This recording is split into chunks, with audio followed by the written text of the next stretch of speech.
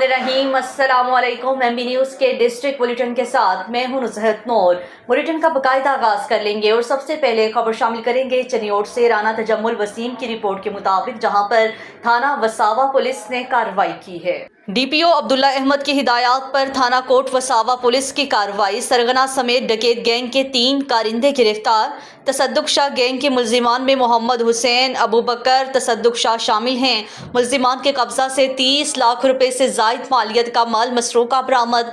मुल्जिमान के कब्जा से दीगर माल मसरूका, वारदातों में इस्तेमाल होने वाला असलहा बरामद। मुल्जिमान गन पॉइंट पर घरों में घुस कर वारदातें करते थे। SHO थाना Kot Wasawa sub inspector Mohammad Zia, Irfan Ali, ASI Sher Mohammad ASI ने टीम के हमराह कार्रवाई करके गिरफ्तार किया। मुल्जिमान से तफ्तीश का अमल जारी है। मजीद इंकशाफात मुतवक्के।